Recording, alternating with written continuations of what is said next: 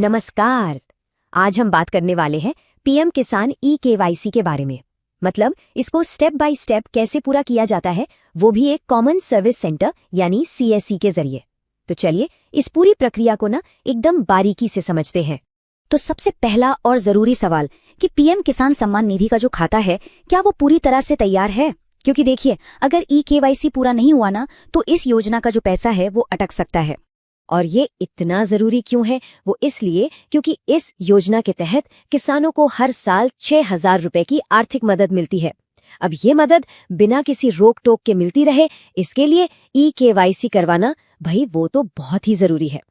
तो ये ई-केवाईसी आखिर है क्या चीज? देखिए, ये सरकार का एक डिजिटल तरीका है, बस ये पक्का करने के लिए कि पैसा सही किसान तक ही पहुंच रहा है। अब इसमें ना कई लोगों को एक बहुत बड़ी दिक्कत आती है और वो है आधार से लिंक्ड मोबाइल नंबर वाली।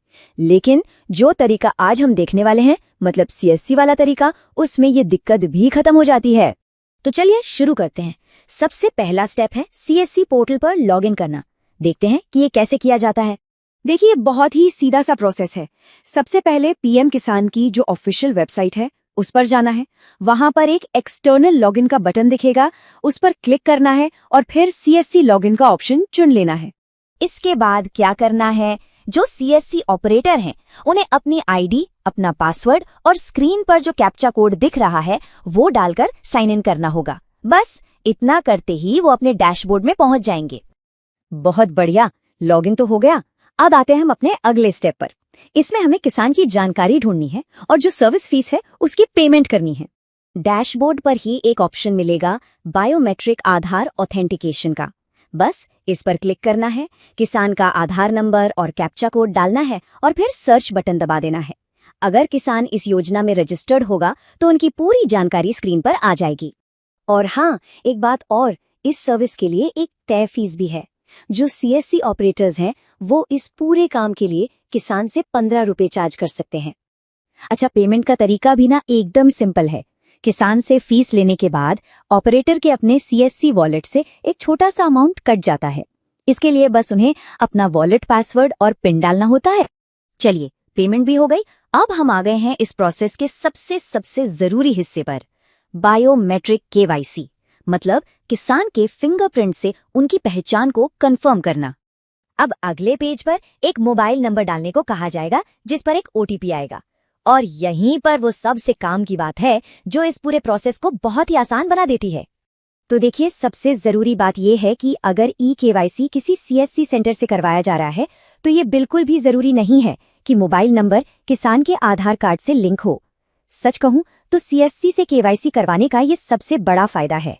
इसका सीधा सा मतलब ये हुआ कि किसान कोई भी चालू मोबाइल नंबर यूज कर सकता है, बस उस पर ओटीपी आ जाना चाहिए।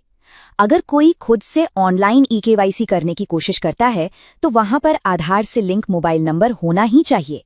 लेकिन सीएससी में ये वाली टेंशन नहीं है। तो ओटीपी डालने के बाद स्क्रीन पर बायोमेट्रिक डिवाइस चुनने के ऑप्शन आ जाएंगे। अब ऑपरेटर के पास जो भी डिवाइस है, मान लीजिए मोफो है या मंत्रा है, वो उससे चुन सकते हैं। और अगर कोई और डिवाइस है तो उसके लिए एक यूनिवर्सल ऑप्शन भी दिया गया है। सही डिवाइस चुनते ही मशीन की लाइट जल जाएगी।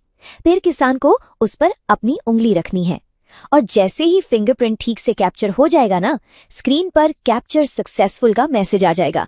इसके बाद बस सबमिट बटन पर क्लिक करना है और काम हो गया।